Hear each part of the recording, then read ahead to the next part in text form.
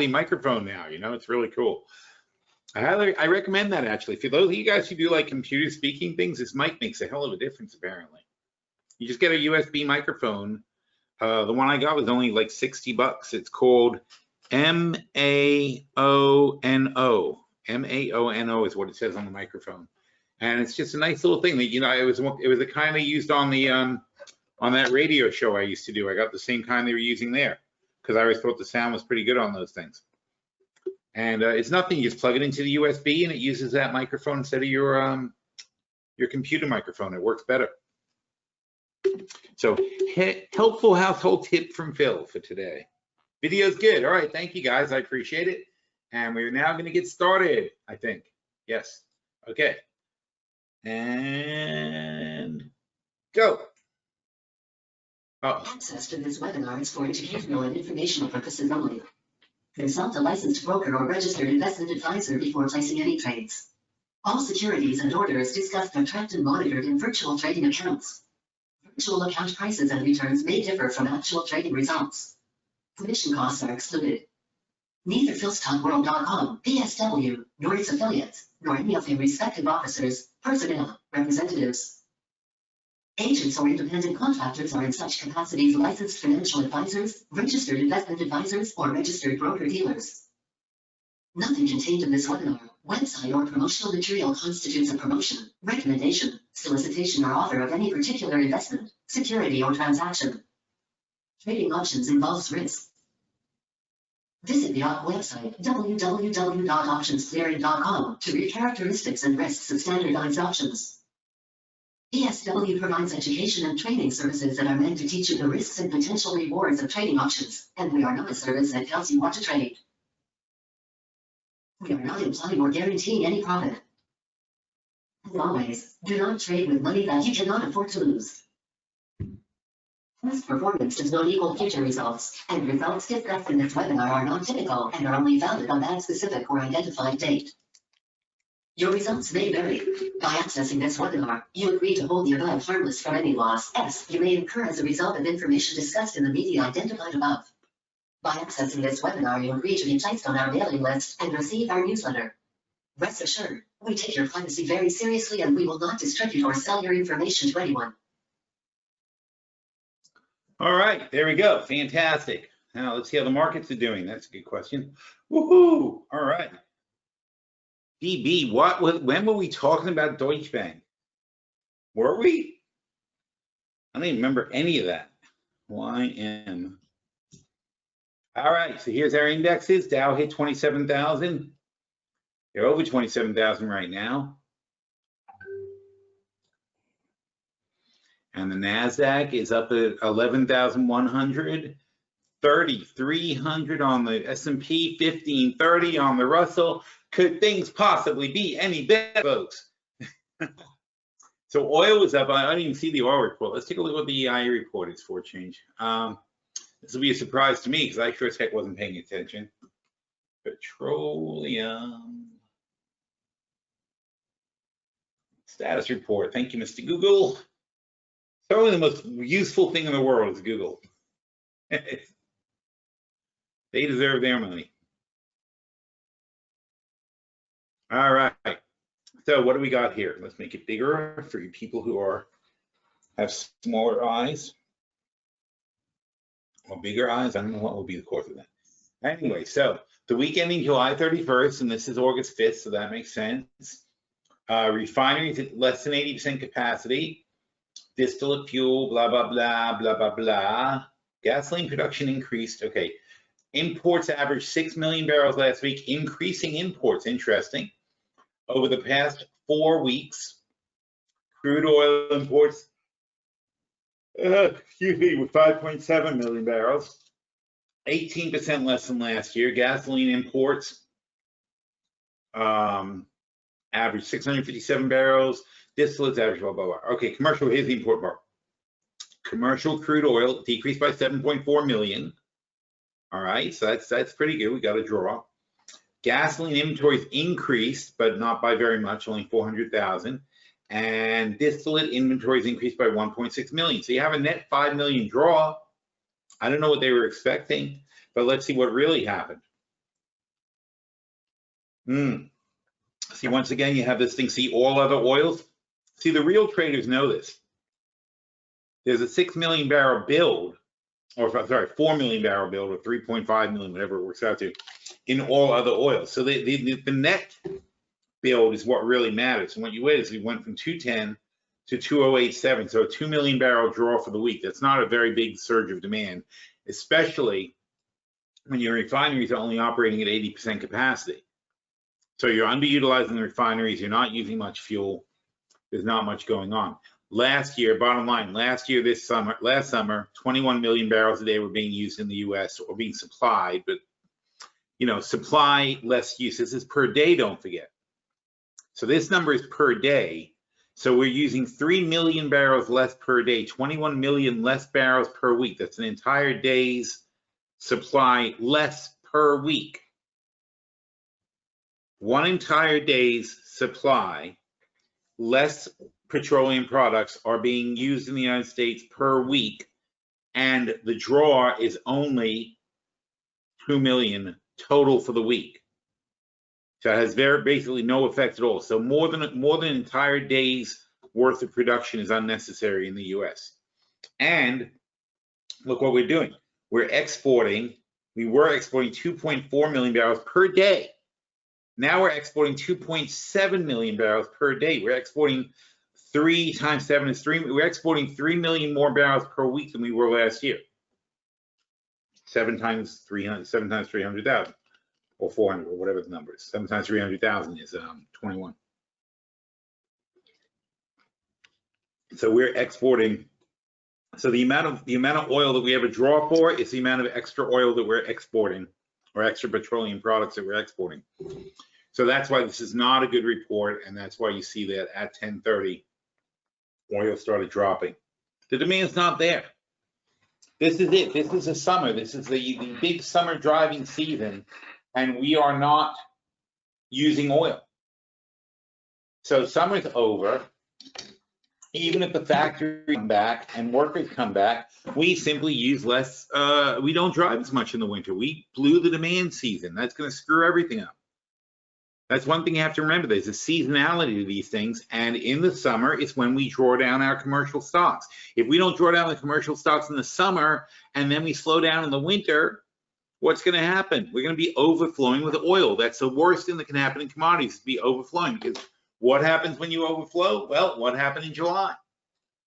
Right? What happened when we overflowed with oil? Energy, oil, daily. There it is. This is what happens when you overflow with oil. The barrels of oil ran into the Memorial Day holiday demand, which turned out to be nothing because it was not expected. Because we usually around May it kicks up for the summer, the oil demand, and the prices go up. What happened here is we had a complete collapse because there are so many long summer contracts that hadn't been canceled or rolled. They all had to sell and dump their contracts over this period, and it caused a massive crash. Remember, there was that day that oil actually went negative. This is a blended contract. These are blended contracts that you're looking at when you look at these charts. But the front month contract, the contract that was expiring at the time, the May contract was expiring on April, whatever it was, that completely crashed. And it actually went negative. You had to pay people to take the contract from you. Otherwise, somebody would be shipping you millions of barrels of oil. And as I tell you guys all the time for years and years, right? These people don't really want these contracts. It's like a hot potato, okay? You got to keep passing it around, hope you don't get stuck with it at the end of the month. And in this case, a lot of people got stuck with it and they got blown out of the water and they lost a fortune.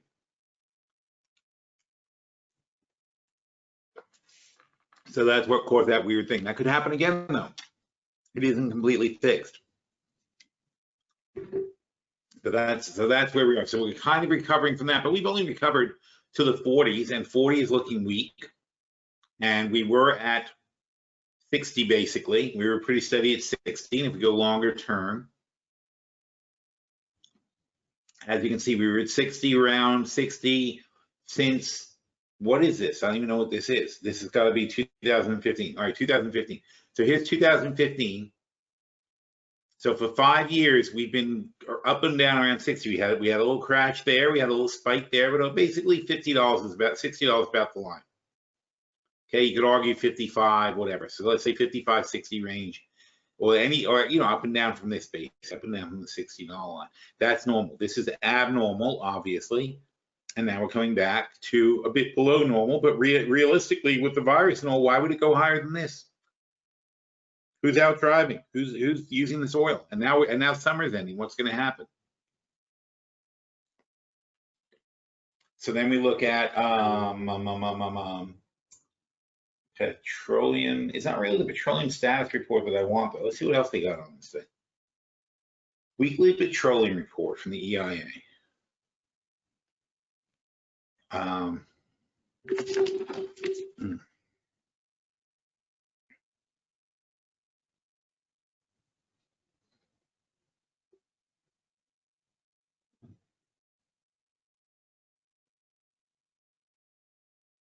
on a second, I'm answering something. Yeah.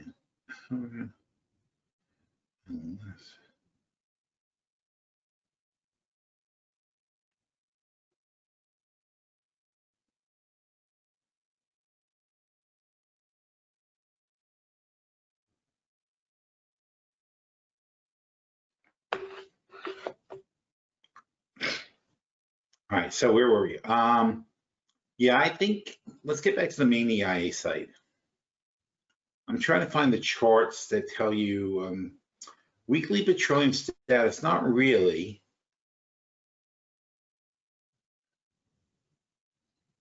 More than 100 coal-fired plants have been converted to natural gas. Isn't that interesting? All right, so U.S. movement of crude oil, petroleum supply monthly. That sounds good. Let's take a look at that. Oh, frick.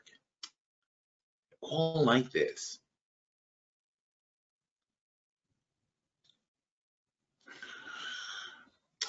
I just want to find the stupid chart that shows you how much stuff there is. Here you go. All right, this week in petroleum. Let's think. There you go. That looks better. All right, so this week in petroleum. Futures prices, global commercial passenger. Look at this. That's interesting. That's a lot more flights than I would think, right? Oh, here you go. That's the one I wanted. Crude stocks. So good. If I click on that, nothing happens. All right. So this is the 5-year range, and here's where we are on stocks. So here's the problem. In the summer, we're supposed to draw down. So we should be down here. Okay. So what happens in the winter? In the winter, it builds back up and we go back up. So here's normally what happens in the winter time is we go back up, and we fill up by that time. Okay, so what actually happens is things tend to pile back up. Seasonally, you're going to be a peak out in the summer, and then you come back down. And this is this is January. These are only 2 years. So I mean, here's January. So you drop out here, you build back up. Then you start dropping down again over the summer, and then you come back up. Now, what's going to happen if we don't come down here? We're going to go past here. Once you're over this line, and again, this is where you got that massive sell-off in May, right? Once you're over this line, we're out of storage. There's nowhere to put it. If there's nowhere to put it, and they keep making it, what happens? The price drops. But if the price drops and you still got nowhere to put it, see, that's the problem. Oil demand is not elastic in that way. Oil demand is there's very little you can do. In other words, you see gas for $1 a gallon, and you go, "Oh, that's a great price." What are you going to do? You're going to fill up your car. You're not going to buy 8 more cars and fill them up, even if it's a great price. You're not going to get barrels of gasoline in your garage and store them for later in case it gets more money. It's just not how people work. Companies, commercial users to some extent, they'll do something like that and they'll add to their stockpile. But you as a consumer, so the bulk of the demand, even trucking companies, all they can do is top off their tanks. Because those tanks, as you know from gas stations, when you see them being redone, those things are an environmental catastrophe. They're very, very dangerous and they have to be treated very carefully. So nobody on a whim is going out and getting themselves some tanks to store gasoline or store oil if it's cheap. It's just not happening. So demand is not driven by price. You can't make people buy more. You know, just like, look, if toilet paper, we just had toilet paper shortage, right? But if toilet paper were 2 cents at Costco, you might buy 24 rolls, but you're not going to buy 824 rolls just because it's 2 cents. You just be like, dude, I only have one closet I can put that in, and it's going to be full of toilet paper. So once you buy enough for your closet, you're done. And then you'll feel like an idiot for 2 years having a closet full of toilet paper. So very embarrassing at parties, right? But anyway, so certain commodities, gold, if gold goes on sale, people can buy it and put it away because it's very small and easy to stockpile. Oil is not easy to stockpile.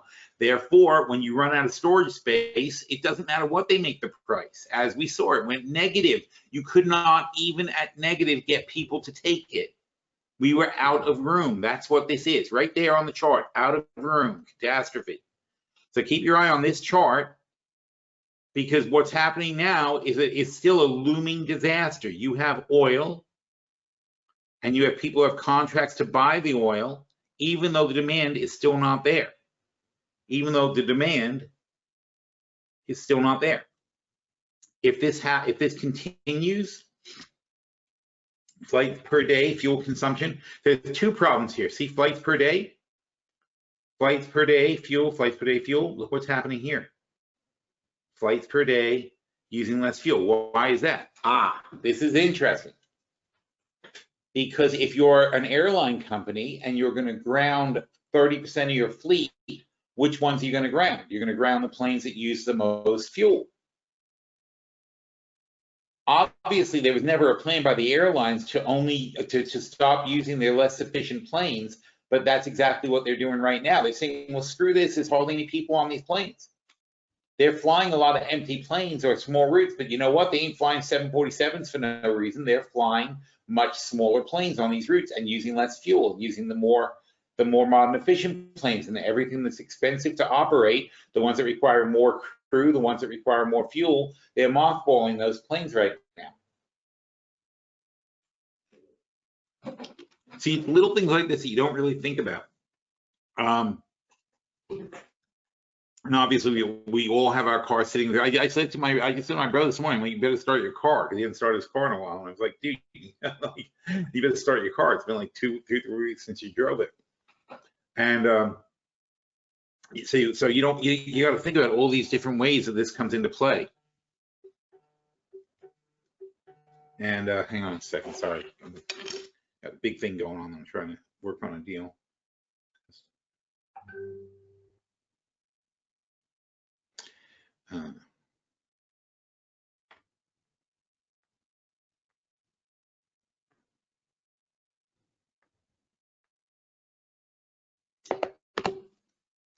All right, anyhow.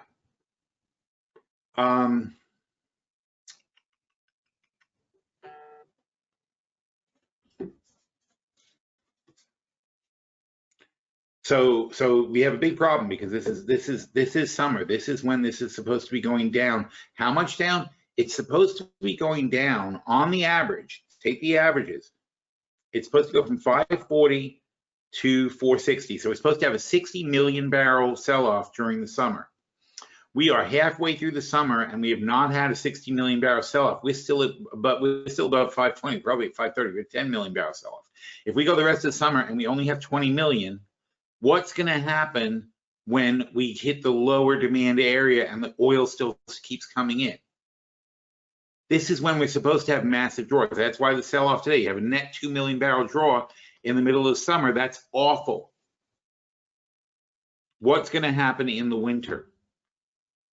So this thing, if this oil keeps, so either they have to stop sending us oil and the US companies have to stop producing it, or they're going to once again try to push the price down, but that's not going to make people have demand.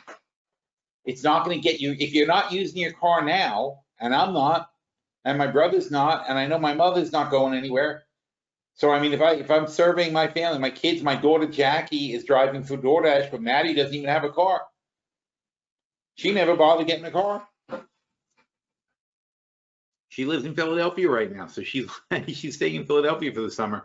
She does not even own a car. I don't think she actually got her license, but she probably got a license. I think I remember her getting a license, but she does not drive. Basically, she just doesn't. She doesn't enjoy it. She likes taking Uber. She grew up on Uber. She had Uber before she got a license, and God, that was 4 years ago now. That's why I can't remember if she has one or not. So 4 years ago she got a license, but until then she took Uber, and then after that she took Uber. You know, she tried driving the car for a while. We gave it, we let her drive our car, but she just didn't feel like it. She didn't like it compared to being an Uber, so she takes Uber wherever she goes. Just basically, it's lived her entire life without having a car. So anyway, the only person in my family driving is Jackie, and she's driving because she was working for DoorDash.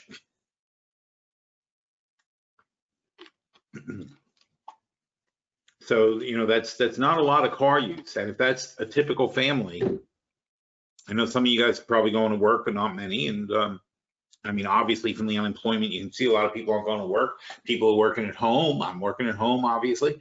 I always work at home, so it doesn't change my life much. But you have there's a lot of subtle things like this that are going on that are really damaging the use of fuel. And this is going to cause a crisis. So, and the problem is the government and OPEC are artificially inflating the price of fuel. And what does that mean? That means that all these suppliers in the US who should have gone out of business because the price of oil should have stayed down. Where is that gone now? There you go. The price of oil should have stayed down here, but all the stimulus and all the bullshit and the OPEC production cuts have kept all these oil companies that would have been out of business at $30, right? And if they're out of business, that would permanently decrease the supply of oil. And then oil prices can stabilize. But we did not do that. We artificially kept them going. We have kept them supplying oil. So now the supply is still outpacing demand by a wide margin. We have no natural balance, and it's going to blow up again. It's going to be another major correction because we just have too much oil. Clearly. And what's going to happen when we get back to this part of the season? What's going to happen when this starts happening again? There is nowhere to put this. This isn't a line of resistance. This is a physical capacity of storage of oil in the United States of America. Okay, there are 3 to 6 weeks worth of ships already en route to the United States carrying oil for the next 3 to 6 weeks. So when this thing spikes up, you can't change that. That oil's still coming in. We're still importing the oil.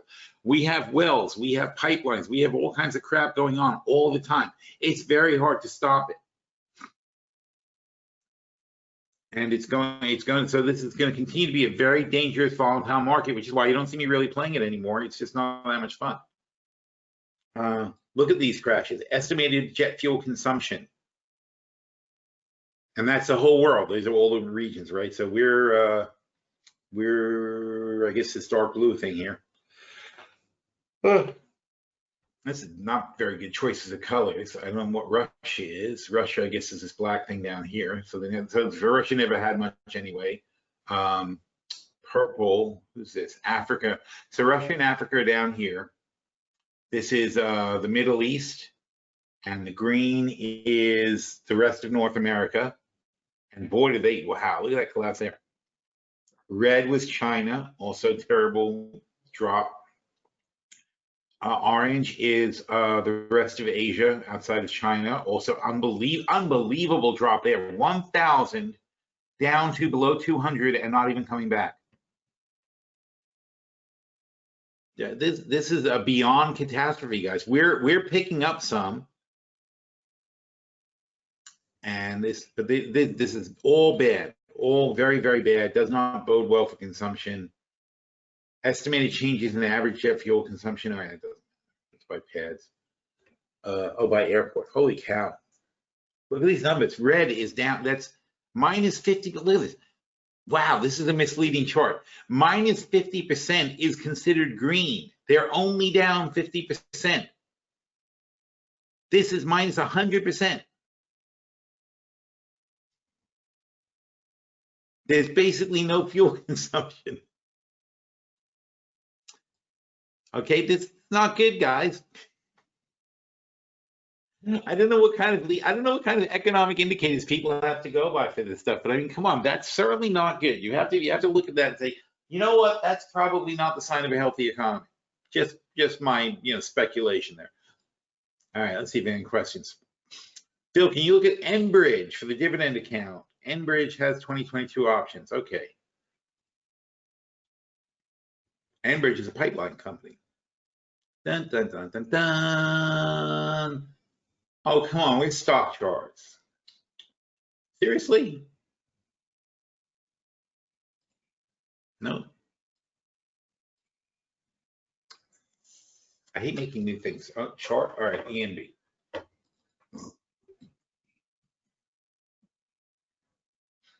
So Enbridge is down there. Let's take a look at this thing on ENB.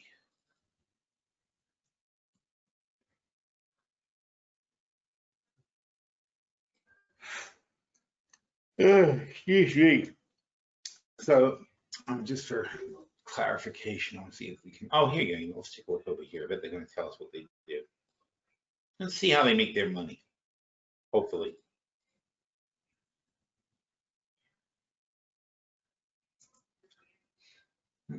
Nope, no profile chart. Great. Now I got to figure it out myself. I do not like that. I don't like thinking. Thinking is becoming work these days, I think. I don't know, probably because we're sitting in the set. I think it's more sitting at home is really bad for you. I feel like my mental skills are deteriorating a bit. It's like certain things like I'm sitting there, now I got to analyze this company. I used to love doing it. I guess it's basically not enough variety of things being going on. Enbridge. So where are we? Yes, financials profile. That's what I was going to look up.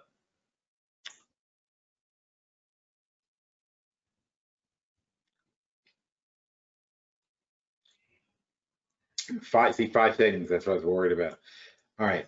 Liquid pipelines, gas transmission, midstream distribution, blah, blah, blah. Liquid pipeline segments, common carrier, blah, blah, blah. Gas segments involved in natural utility, energy segment, power lines. There's no numbers here. All right. Anyway, so they're a pipeline company. All right. More or less, that's what they do. But they also have power transmission and other things. So they're all, yeah, I mean, look, they're a good diversified company. What are you doing? Okay. Operating income. Wow, that's good. I mean, look, this is what you'd expect. It's a little erratic, but it just comes and goes with the things. But let's say, obviously, we'll give them a pass on that one, and we'll say basically 3 billion, 4.5 billion, 5 billion, 6 billion. Really nice profit growth. Very, very nice operating profit. They have their weird expenses, but bottom line is they're good for. Well, that's a little erratic. See, that's going to bother me though. What are these non-operating income expenses? I would have to learn that before I get excited about these guys. Because you can't really go by, when you see income that erratic, it's very scary. But let's say they're good for 2 billion. I would give them 2.5 billion. I would call that an aberration, but let's look at the quarterlies before we pass judgment. And on a quarterly basis, what? Wow, they got some weird. Oh, I see. 630. Okay, that's fine. So they were generally doing $9 billion. They were generally net income. They were generally doing about $1 billion a quarter. But look what happened in March. They lost $1 billion here, but then they made some money again. So that's okay. But it's very complicated with these pipeline companies. They have write-offs, they have all this thing, they buy material, they sell material, it depends what they deliver by the end of the month. It's huge variations. Contract pricing changes, there's just so much crap to deal with. So bottom line though, let's say for argument's sake, they're certainly good for 2.5 to 3 billion. Let's even call it $3 billion, all right? So now what do we have to pay for this thing for $3 billion of earnings? So we're going to drop over here, and we're going to say they want $66 billion for $3 billion in earnings. That's fine. It's a growth company. They're trading at 20-something times earnings, 22 times earnings. And by the way, obviously earnings, now this says 45, so that's interesting. So I imagine that's taking into account that their earnings are gonna be down this year. They're estimated for 147 versus 184 last year. Next year, though, unfortunately, they're also people are looking, I'm sorry, a year ago. Next year, they're gonna get back to 184. All right, so 184 per $32 share is not a 40 PE. See, that's the thing. The PE even here is only 20 something on the average. So I don't know where they're getting this 45, but that's the problem when you have erratic earnings. You can get these computer things get pretty thrown off.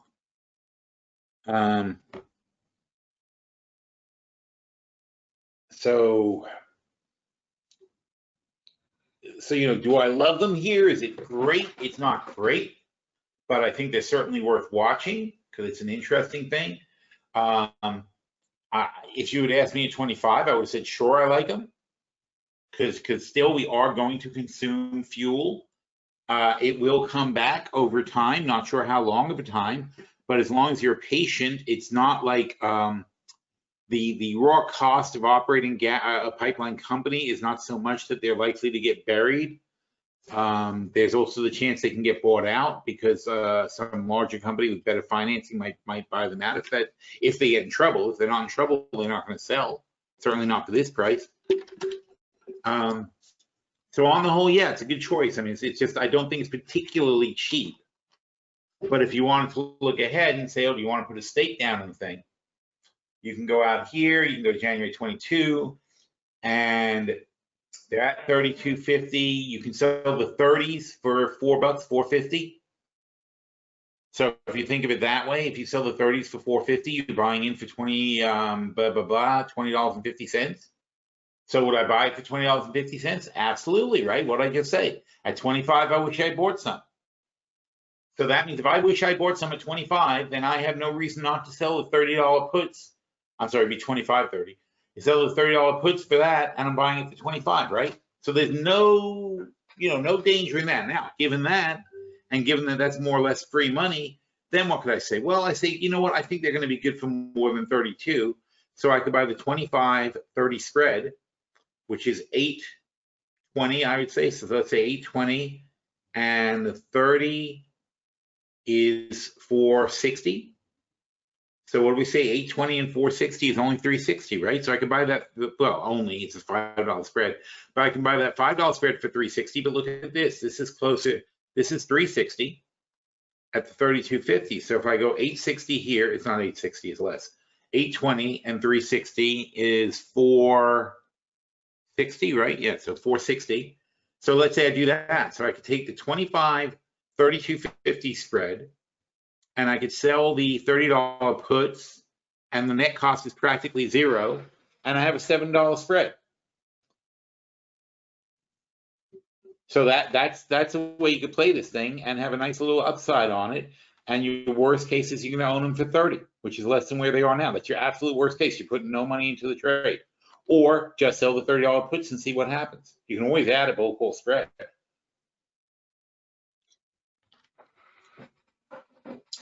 So look, that's what trading ideas are all about. So you have a premise, you have an idea, you have a premise, somebody brings you an idea. Randy says, I sold oil, most of the PAA and FTI this morning. Okay, so Randy's basically saying he took his profit, which is a good idea. I mean, this was a good bump, and as I said, we're running to that setup. I'm sure he sees the same thing. And it's not worth risking it. We had a good run. We made good money on the oil trade, so it's over. Someone asked me about natural gas today, though. That was a real important thing in chat. Live from our chat room. That was one of the first questions we had today, I think. Oops, didn't sign in.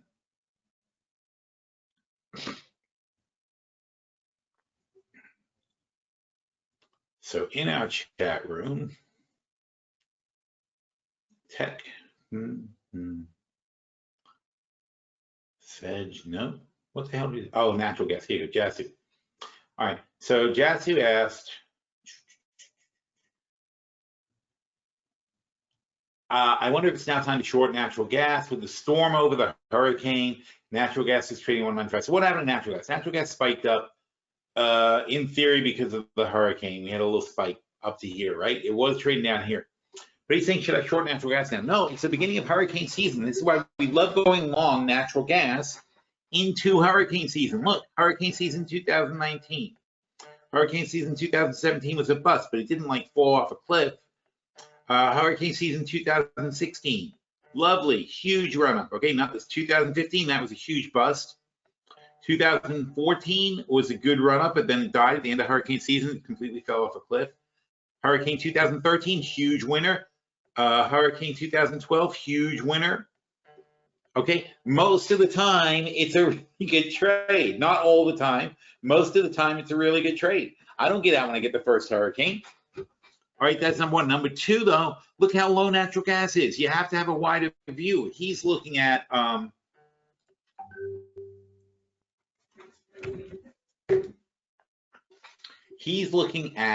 this and thinking, oh, wow, oh, well, that was a natural gas, sorry. He's looking at this, or maybe he's looking at this. And he's like, oh, natural gas had a big run, whatever, right? You've got to take the history into account. You've got to look at it over the big picture and say, no, we were at a ridiculous low. I understand it went up a little bit now, but this is not historically a high number for natural gas. Natural gas should be more like $4, not $2. So we're long on natural gas. Why would I get out now? Look at this chart. Look at the large traders coming in. Okay, large traders are coming in. Small traders are basically flat anyway. They're kind of asleep too. Large traders have been moving into natural gas. This does not usually go, this doesn't go up higher, but it's going to go, I mean, it's going to go up here. But these guys are coming in. What happens when large traders come in? Here's large traders coming in. See that spike? Here's large traders coming in. Okay, that didn't lead to much over here. Here's large traders coming in, big spike up. Here's large traders coming in. See that? Here's large traders coming in over there. Okay, large traders coming in. Not the time to get out, and certainly not with this chart, and certainly not the time to short, for God's sake, right? That is way too dangerous to short. You get caught in one of these and you're going to be bankrupt real fast. Believe me, I've done that. It's very painful. I think it was that spike. I think that spike, well, first we lost a ton of money, but then we made double that back because we stuck with it. But oh my God, was that painful. It was just so abnormal how much it spiked up. And then it went down and down and down and wouldn't stop. That was also painful. So you'll notice I played natural gas a lot less now because it's way too stressful. It's just crazy. But it's fun. But it's still fun. I don't look at this. Why did I click on that? All right, last week 729.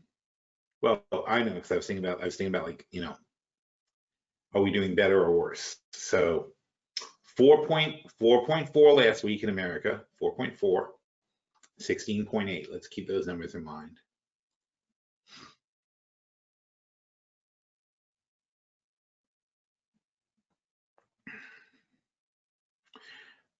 Wow. So 4.78.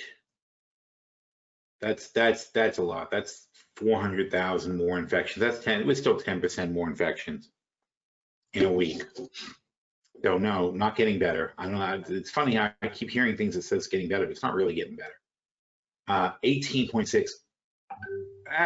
That's a big jump. I forgot what the other one was now. Does anyone remember what it was? That's a big jump. I just forgot the number we said.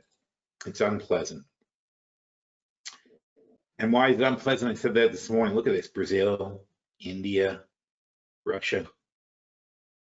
We started with 80,000 people in China. China has 88,000 now. So since we were worried about this virus in March, China only had 10% more infections because they did everything we did not do. They had mandatory shutdowns. They had everybody wear a mask, and they tested and tested and tested everybody. and they stamped it out. Not stamped it out completely, but they knocked it down to a level where you could see it. Remember, you couldn't see China. China used to look like this. Now it looks like that. That's clearing up. It's just like acne, right? It's clearing up.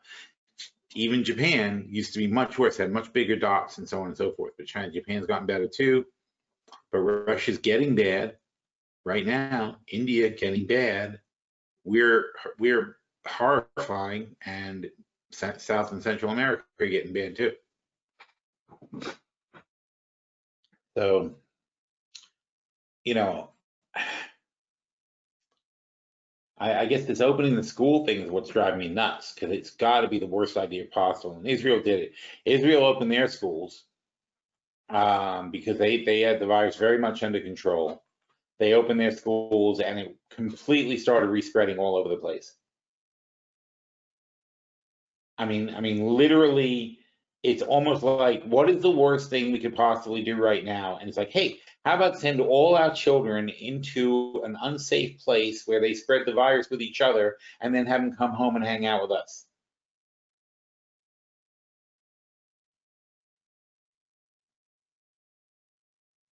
I mean, I thought about it. There's not a chance in hell I would have let my kids go to school. And that's going to be major. Imagine the fights. You talk about anti-vax people. I would be an anti-education president. I'm like, not president, an anti-education protester, whatever you call it. But like the anti-vax movement, that's what we're going to have. Because what do you, it's illegal. You can't not send your kid to school if they tell you to send your kid to school. Donald Trump has the authority to make you send your children to school.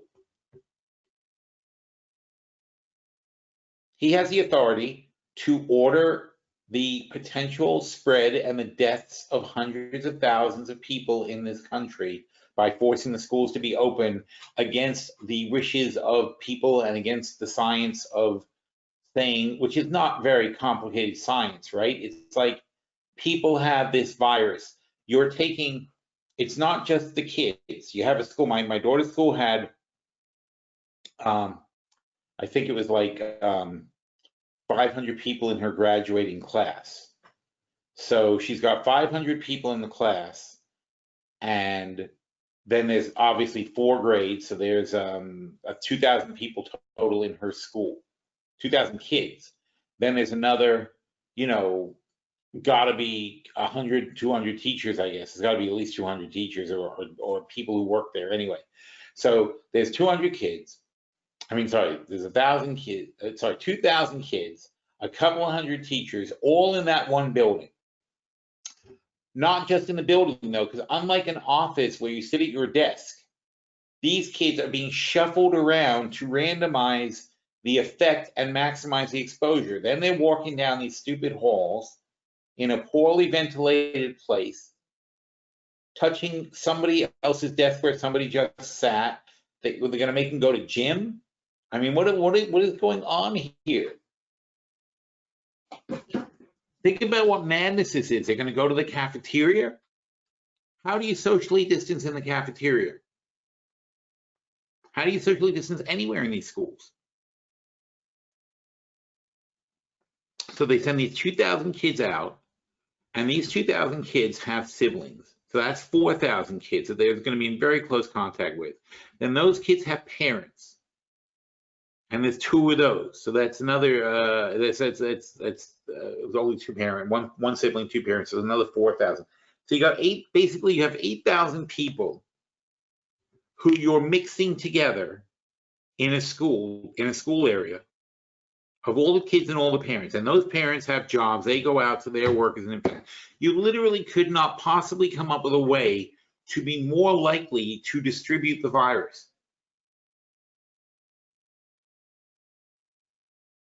I mean, other than if you had free movies and told everyone it was safe and everyone packed into movie theaters, I really can't think of a better way. Or stadium, maybe a sports stadium. Okay, so like, yeah. So hold nation. It's like ancient Rome, right? We should hold gladiatorial events where the crowd can all pack into the stadium and people can cough on each other and everyone, yeah, kill it. This is out of control. And we're all putting up with it, and we're all sitting here like it doesn't matter. And these schools are going to open up in a couple of weeks. And they'll write a history book. They'll be like, what killed America? Well, you know, they opened up the schools, you know, and again, it's not all doom and gloom, but you listen to these freaking Republicans talk and they're like, well, you know, children are not that susceptible to the virus. It's not true. They get the virus. They just don't get a bad case of it. But that doesn't mean they don't bring it home to their parents who do get a bad case of it. It's just a catastrophe. And what about babies? And what about people with young children in their families and things like that? And the teachers and their families and their kids. And oh my God, what the frick are we doing, people? So welcome to quarter 3.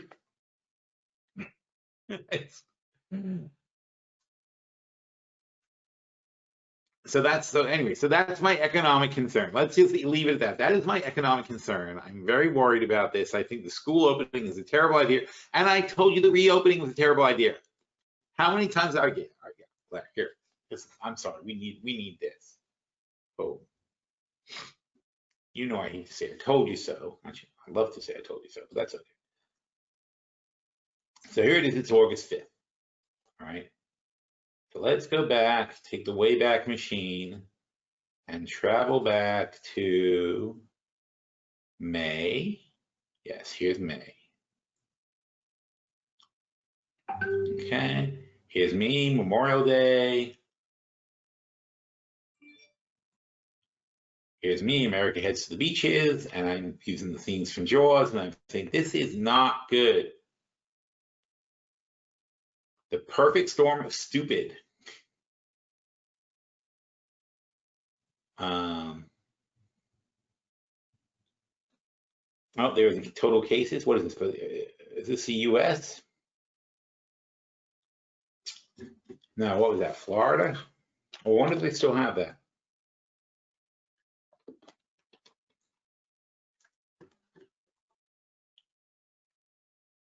Oh, it's not linkable. Huh, shame on me. There's no link to it. Talks about this. 1.5, there you go. We had 1.5 million infections back on Wednesday, May 20th.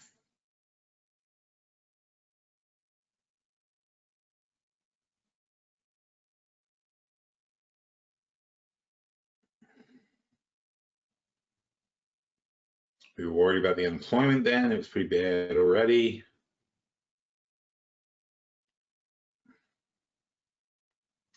So anyway, so yeah, I was talking about a lot how the reopening was a terrible idea. It was going to lead to more infections and whatever. So bottom line is we have 1.5 million then. We have 4.7 million now, 3 million more infections since May, June, July, and it's not in August. So it's basically 10 weeks. So a 200% increase in the number of infections in 10 weeks. And now we're going to mix everybody up in the schools. So 10 weeks from now, if we continue at this pace, we're going to have 9 million more infections. We're going to be close to 15 million, let's say 3 months from now. So let's say August, September, October, November. So right about the election, I think we talked about that last week, right? We're still on the same track, 15 million infections by the election. Known infections, and then we said that there's 10 times more. Basically, half the people in this country will have been exposed by that. So, you know, you could say, and obviously, if you're a Republican, you're going to want to say this because you know, I honestly, I talked to a guy yesterday. He's not just a Republican. He's one of the leaders of the Republican Asian Republican group, and he's telling me this, and I'm like, I'm trying to have like a regular conversation with him, not get into politics, but he mentioned that to me. I'm just like, I'm just saying to him, I'm like, seriously, you're a Republican and you're proud and what? It's like, what are you guys doing? It's not just Trump, it's the whole freaking party. It's like, what are you people doing? But anyway, so if you're a Republican, and like I said, this guy's proud of being a Republican, he still likes the Republican Party, doesn't like Trump, but likes the Republican Party. And I'm just like, but you put him in power. It's like you leaving him in power. You're not doing anything to clean up your mess. But that being said, though, I mean, so if you're that kind of person and you want to still be a Republican, you want to believe in this crap, and you want to try to justify something, you could say, well, yeah, but okay, maybe Trump's not working for Putin and trying to actually kill us all. Maybe he actually believes, or someone has convinced him, that the best thing we can do is build up a herd immunity.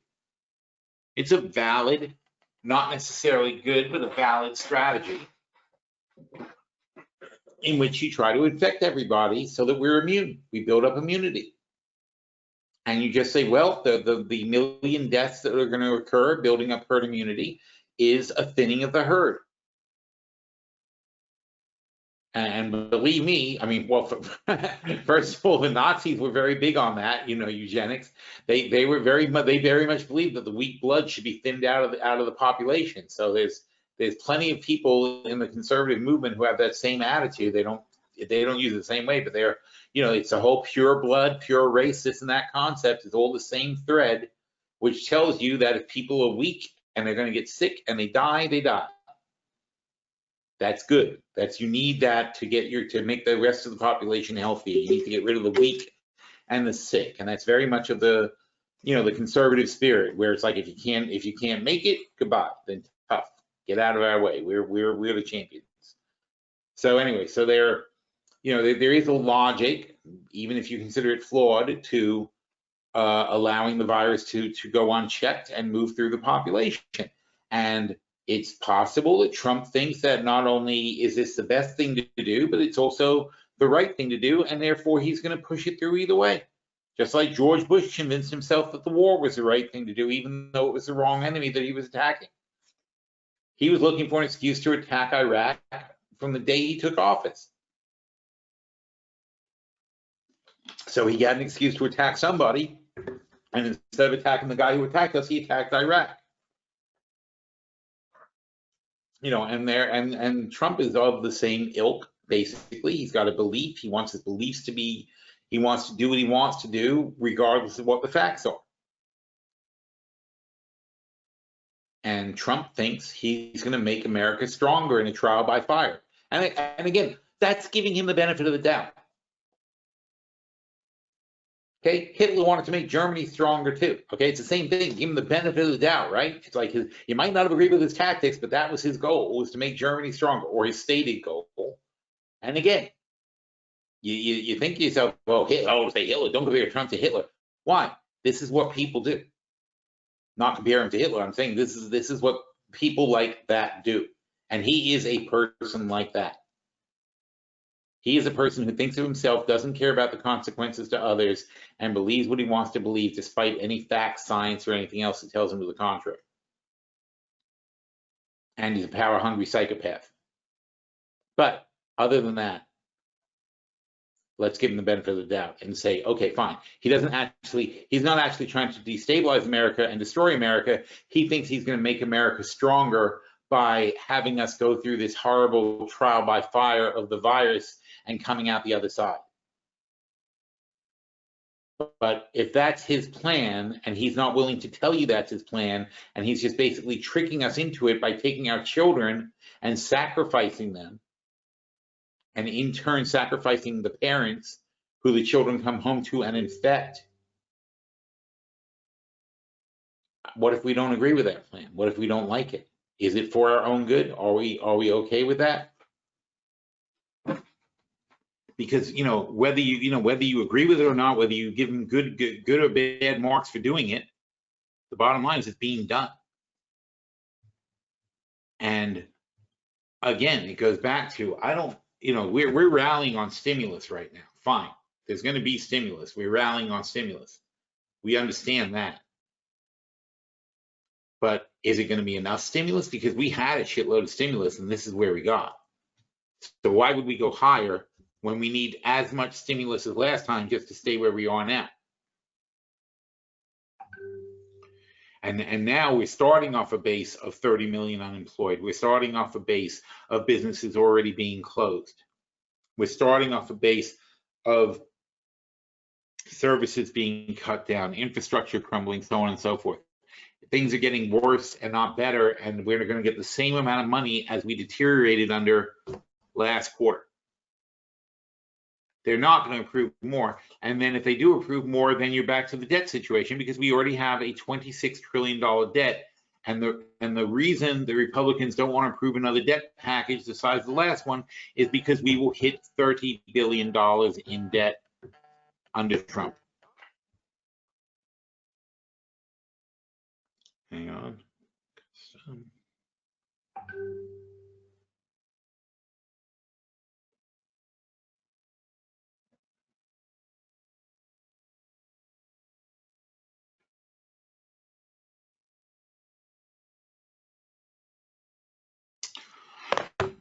All right, so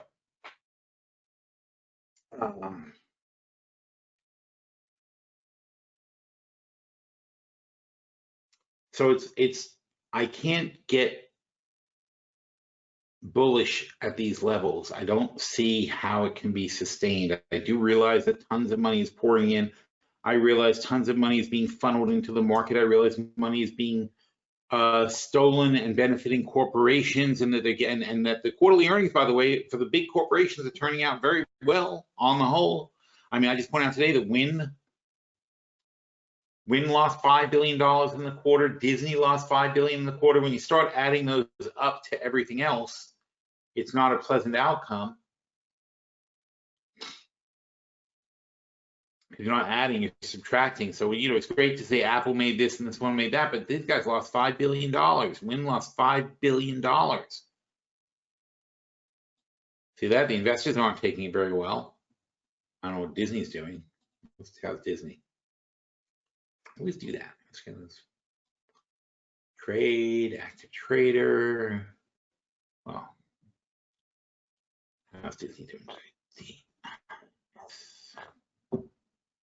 Yeah, see, Disney's popping. Wow, look at that, 9%. Jeez. Wow. How can I do? I want to run a company where I lose $5 billion and my stock goes up 9%.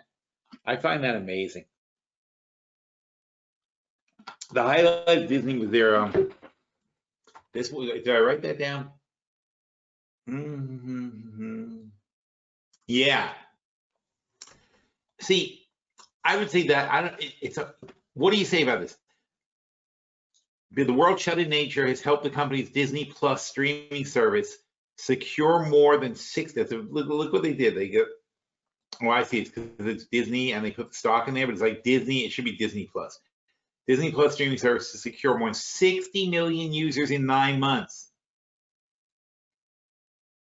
Holy crap. It took Netflix 8 years to get there. So, like, you know, they basically added half of Netflix in user base, and Netflix is valued at what? And 200? Isn't that crazy? Even that is a nutty number. Netflix 223, and Disney is probably less than that. Oh, 230. Okay, so Disney added half of Netflix in one service on top of their regular service, yet Disney is still trading at a crazy low price. Well, not that, actually, I'm sorry, not that low, but you know, it's like they were up here, and now they're at 130. You know, I mean, and of course we loved them down here. We always loved them down there. We're never going to see that price again because now they have this new service that's going to bring in monthly revenues like crazy. So yeah, they're half as big as Netflix, half as big as HBO, Time Warner. So that's a bright spot. But meanwhile, sports is still shut down. Another saving grace on Disney's earnings where sports is shut down, but Disney doesn't have to pay for the sports if they're shut down. So all these multi-billion-dollar packages that they have with the NFL and baseball and all these different packages they have for telecasting games, they're invalid right now. So Disney does not have to pay for these seasons because they always have that in there for strikes in case there's a strike or something like that. For some reason you can't hold your season, we don't have to pay you this huge amount of money. So Disney's saving these huge amounts of money, but the stations itself, like ESPN or whatever, they just broadcast repeats, and for some reason people are happy to watch repeats. I am not good at that at all. I cannot watch sports repeats. It just, I mean, maybe once in a while, but it just to watch a game where I know the outcome is not that exciting. You know, even if it's a total classic, like I was watching the '69 World Series with the Mets, which was one of the highlights of my life, watching that when I was a kid. And you know, so I'm like, I enjoyed that a lot, but I still couldn't sit there and watch the whole thing. I mean, it was like every pitch and every inning is like, oh, really? But it's good. They have classic games. They have all this stuff. But anyway, so there's not a 100% drop in the audience, but there's a huge, a 90% drop in their cost of production. They're just hitting the archives, and people forgive them for that. Also, the same thing's going on in the studios. I don't think anybody realized what was going to happen, because it's actually being great for these studios, because you're producing the Tonight Show in Jimmy Kimmel's basement or his attic, or wherever he shooting it out. Jimmy Kimmel's in his attic at home with his wife taking the video, and they're doing the whole show. I mean, they've got some production people working at home and everything, but everyone's working at home. No one's going to the studio. They're not using anything. They don't need any union people. They don't have any contracts. They don't have camera people getting paid ridiculous money, the lighting people, all the catering people. There's none of those people. So if they get used to this, if the audience is used to this and it doesn't bother us, and we're happy to just watch a talk show guy hanging out of a house, which is interesting, because you think of like Charlie Rose, who's in trouble now, of course, but Charlie Rose, who used to basically sit in a chair and with one camera, and they would do an interview. And Larry King too. Larry King sits in front of a microphone. It's Larry King. I'm sitting in front of a microphone now. I'm doing the same job Larry King does. Or he's 1,000 now, Larry King, so I don't know if he does a show anymore, but I'm old enough to keep this. I'm old enough where my whole life, he's always been there. So as far as I can tell, he's still there in my mind. But Larry, so you know, like Larry King just does his show sitting in front of a microphone. When they put a camera on him after 50 years in the business, they finally put a camera on the guy, and he still just talks to the microphone, pays no attention to the camera.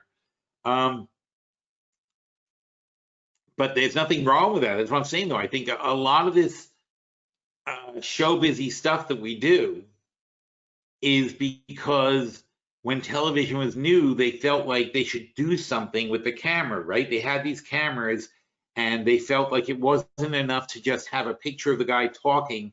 They decided they needed costumes, they needed to do sketches, blah, blah, blah. And it turns out that people are fine just being entertained by an entertainer. You know, that you don't have to have the elaborate sets and the studios and the audience and blah, blah, blah. I mean, you know, it's certainly things work better with an audience, I think, sometimes. But if you think about how this is going to really change, because, you know, these executives aren't going to go back and say, oh, look, we have to, you know, we've been doing this show for a year from Jimmy Fallon's attic, and it's cost us this much, but now let's go back to spending $1 million a week in a studio instead. And they're going to be like, no, we're not doing that anymore. Apparently, you don't need that.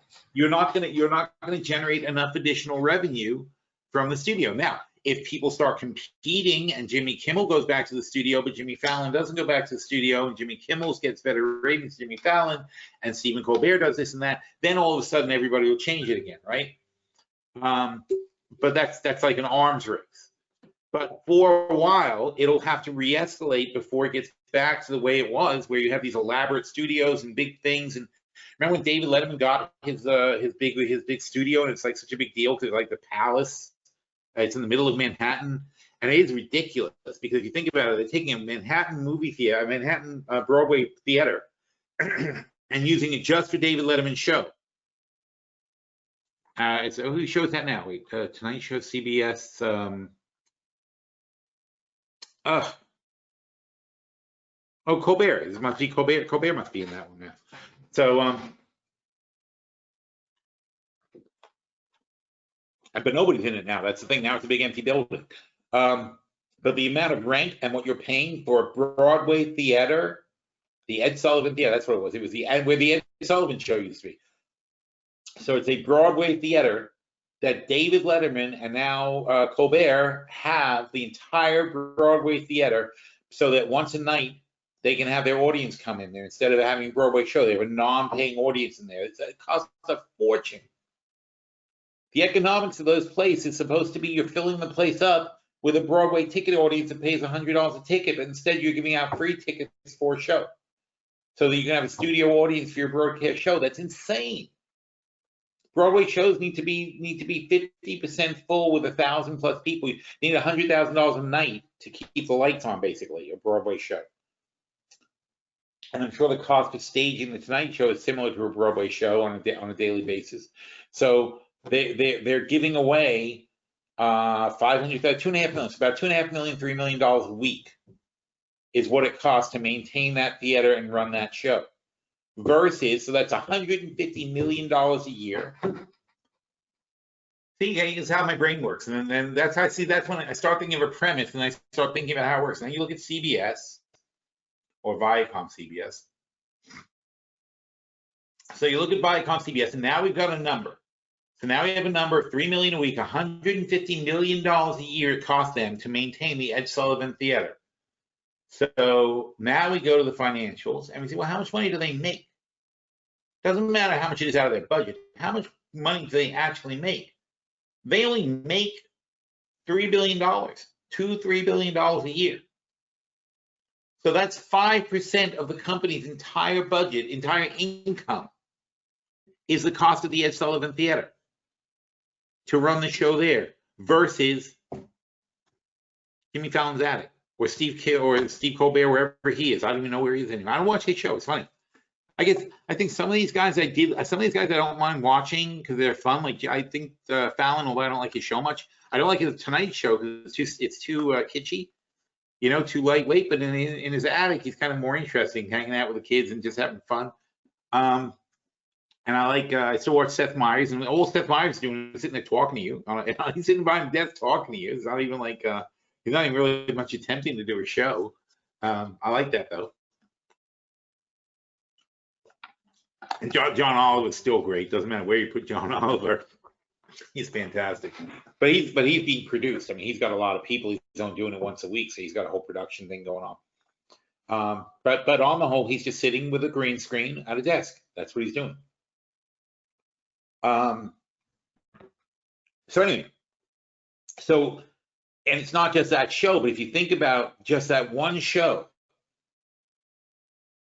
The Late Show, one show, that they don't need that theater. And this is a big slap in the face for these guys. We don't need that theater. Are they going to run back and spend $150 million a year just to go back to that theater when they think about what it really costs them compared to the fact that at least 3/4 of the people are still going to watch him even if he's doing the show in his basement? They're going to start the executives are going to start interviewing the stars now for these shows, and they're going to say the first question they're going to ask you is like, hey, how big is your basement? So how's the internet where you live? Probably can interview them on a Zoom call just to get an idea of how it all works for them and see if it holds up. But that's crazy. Oh, don't get me started about Zoom, by the way. I'm doing Zoom meetings constantly. I can't stand it. Because used to be people didn't like doing telephone meetings. You did it if you had to, but you try to avoid them because they're such a pain in the ass. Now everyone does telephone meetings. So instead of doing one telephone meeting a week and a couple of live meetings, now I'm being asked to do like basically 3 or 4 Zoom meetings a day. And it's just insane. And then you can't say you won't do it, because if you say you won't do it, they're like, well, what do you want? What are you doing that's so important that you can't get on a phone call? What's the big deal? And especially in this environment, because it's no longer even professional, because now it's like 8 people sitting around in their t-shirts with their kids and their wives and their dogs in the background and all this stuff going on. Some people will talk to you while they're like gardening, like, oh yeah, I can't give you my full attention, I'm gardening. Or whatever, it's just crazy. So I think that certain lacks, it's good because I obviously the time I waste traveling to meetings is awful. I'm more of a dinner lunch meeting person. I don't generally take time during my actual day to do a meeting if I can avoid it. But it's just the amount of times where people just think they can randomly schedule Zoom meetings, and of course they're like, well, you're just sitting at home anyway, why don't you get on a call?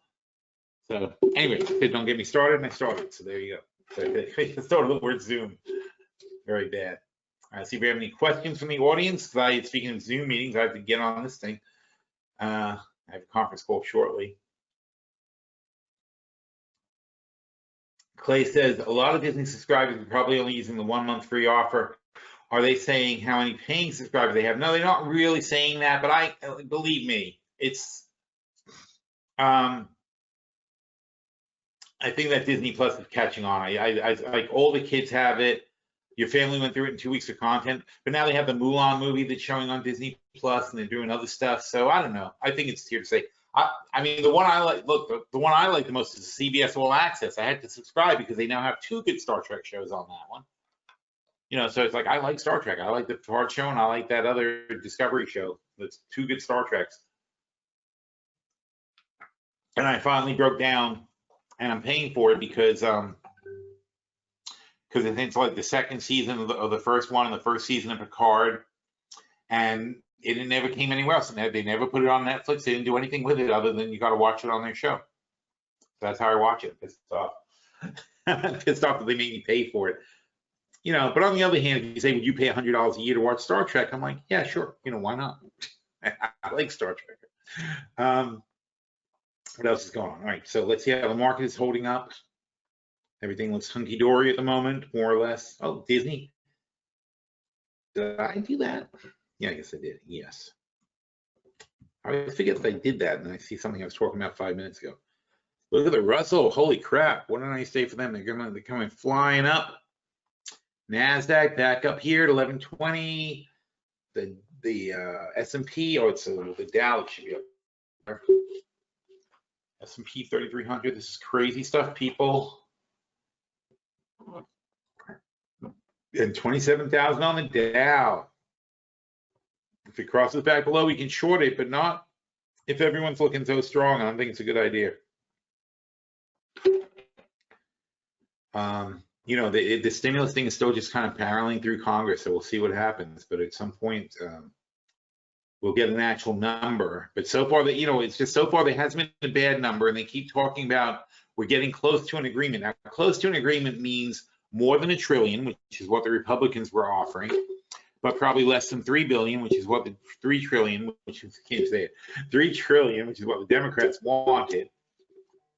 But somewhere in between that, we're going to end up, and we'll find out what happens. So we shall see. Let's see what else. What else are we talking about today?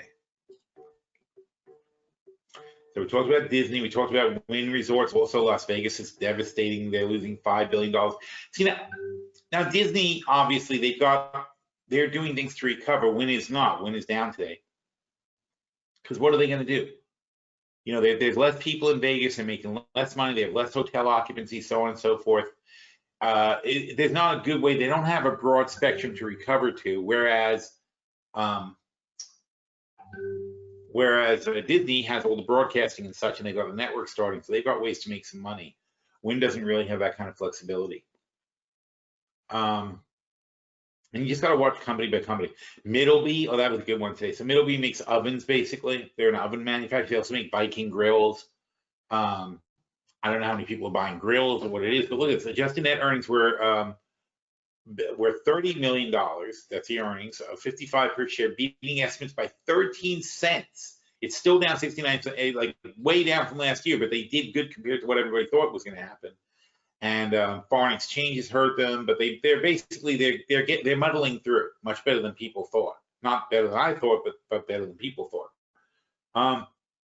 Because people think of them as being a consumer product, but they're not really consumer products. They do have a lot of ranges, but their big money is in the restaurants. And restaurants are still moving along. They're still cooking. They're still serving people. They still buy new ovens. They still have a big deal with McDonald's where they're putting specialty ovens in McDonald's. So, you know, it's impactful, but it's not terrifyingly impactful for them. And they got traded like they were going bankrupt all of a sudden. That's a 2/3 drop. That's why we bought them. The problem is we bought them at 123 when they were just down. So we bought them 123 because they had the McDonald's deal. Then they crashed. So what happened when they crashed is we kept these longs, which were practically worthless. We kept the 18 calls. We didn't double down on them. We just kept them. we bought back the short puts. We left the, we bought back the short calls. We left the short puts that we started with, or I think we rolled them. I guess we rolled I think we did. We rolled these to double down. So we might have had the 100 puts or something. We rolled them down to double the amount of 75 because I thought 75 was a reasonable place we would recover to. But then instead of doubling down or changing this or rolling that, we left it because I said at the time, I said, you know what? I think they can get back to 100. I think they will get back to 100 eventually.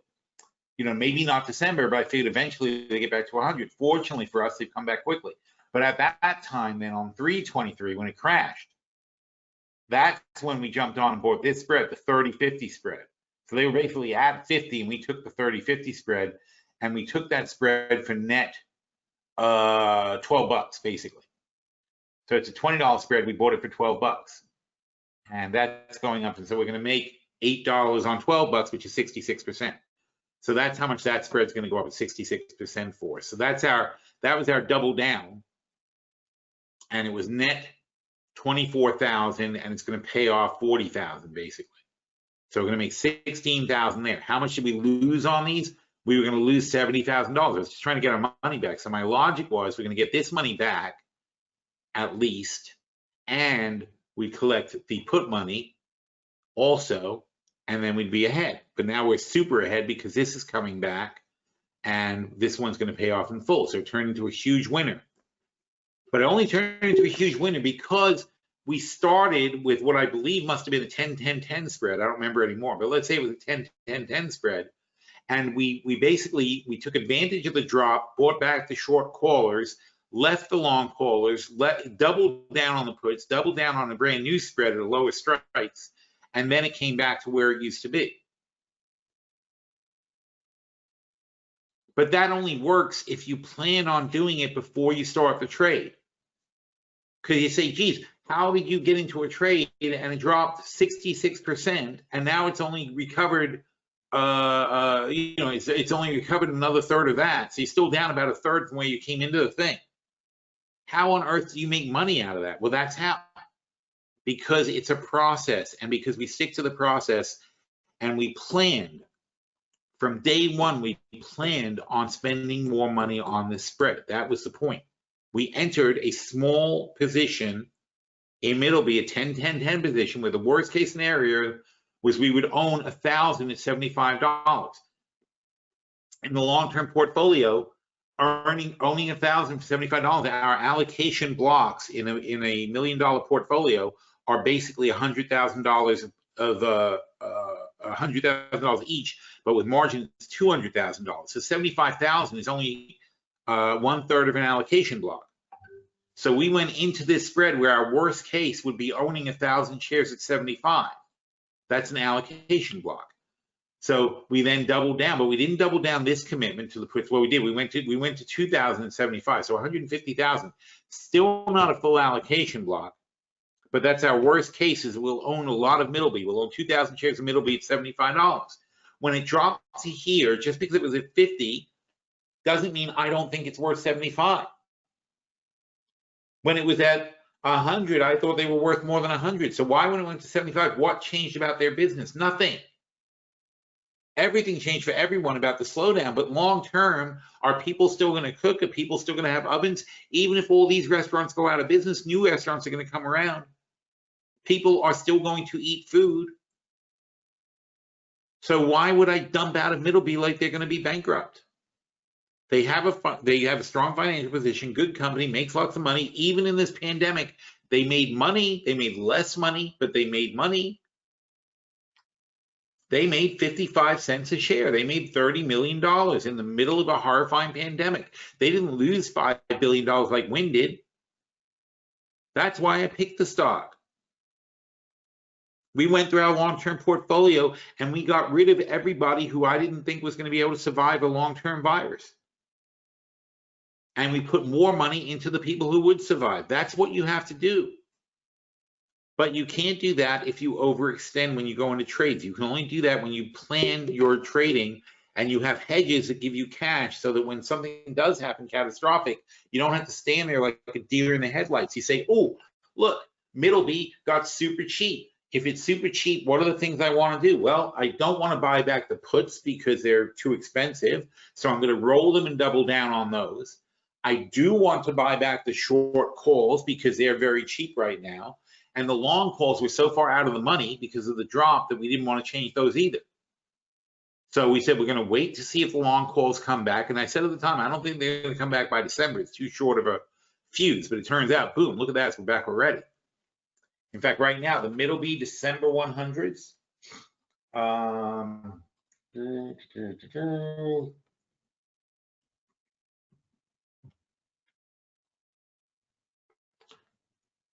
Look at that. 12 bucks, 10.50. So that's huge. I mean, that's gotten back a huge amount of what we spent on them. So even from where it was yesterday at 660, now it's 10. Now it's like 10.50. So it went up a lot. We gained $40,000 or $4,000. So now we're at 10 bucks and it was 17. So we're down So we're only down $7,000 now on this side, on this spread. But obviously everything else is up and we're going to get a full payout here. It's going to be a gigantic winner after being a terrible loser. Why? Because we rationally stepped back and said, okay, what happened here is not something directly happened in Middleby. It's a virus. It's going to be gone. This is a long-term investment for us. We're happy to stick with it. We're glad we have an opportunity to pick up a lot more at a cheaper price. And before you enter a trade, you have to be ready to do that. And if you're not going to be able to ride out dips in the market. Any trade, anything you enter, you have to say, what will I do if this stock drops 50% on me? And if the answer isn't, I will happily double down on the position, you shouldn't be getting into it in the first place. Because you never know. And that doesn't mean you double down on every position. It just means that you double down on 1%. And we can take a look at like the March portfolio review. I'm sure we have that somewhere. He said, hopefully, home.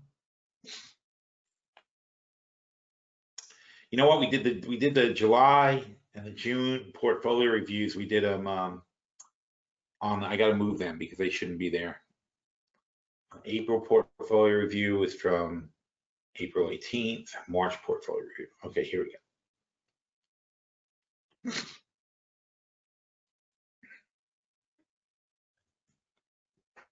MIDD. All right, see.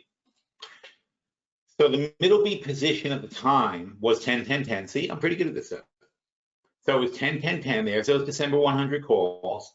Here's the December 120 calls, which were down to 75 cents from 9.90. So big profit there. So we have a 91.50 profit there. And the 110 puts, we had 10 of them, and they were $51. They were killing us. That was a $51,000 loss. I'm sorry, they were $61.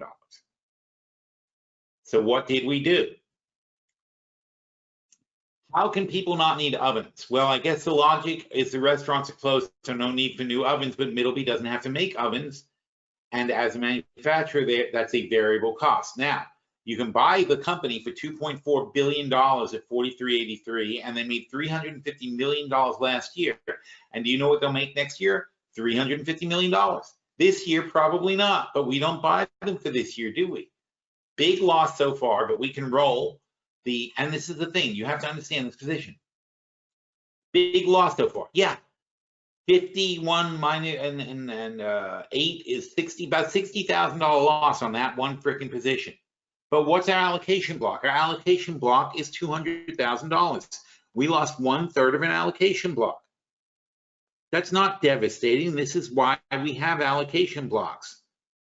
We compartmentalize our losses and we decide whether or not we're going to cut and run on the block and take the loss, or if we're going to improve the position. And sometimes we may want it badly enough to make a big sacrifice, but in this case, what do?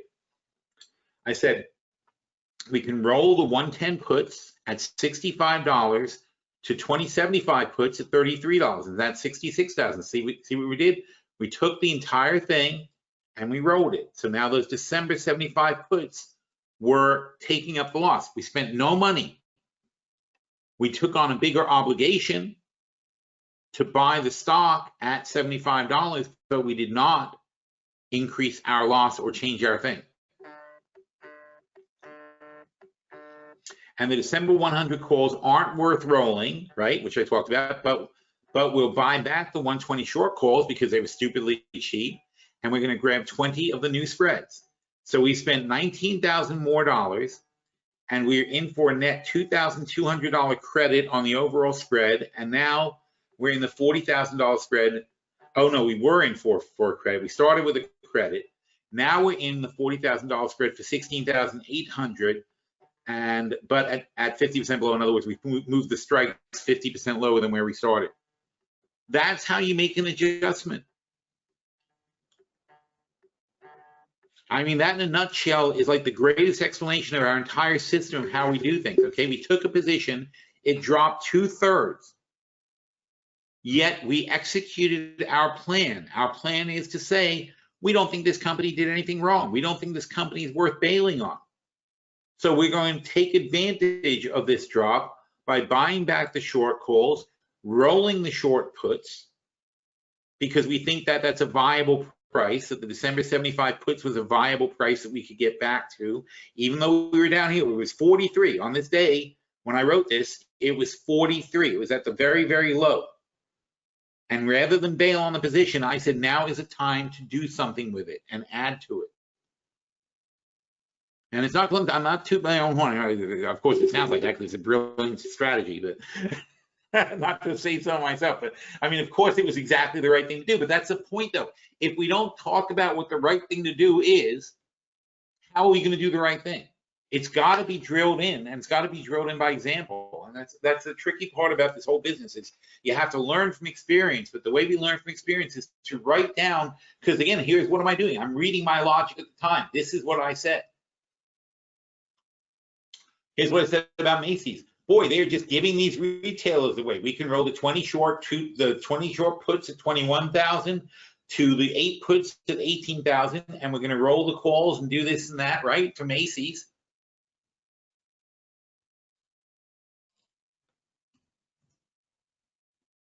And Macy's is drifting along. We had a nice run there, but it's still drifting along at the moment. But it's the same thing. We spent a little bit more money to improve the position. What the hell? Oh, you're this in the chat. MJ, we took advantage of that one. That one came back nicely. The marijuana ETF, because remember what's holding up well in this crisis? Sin stocks are doing very well in this crisis.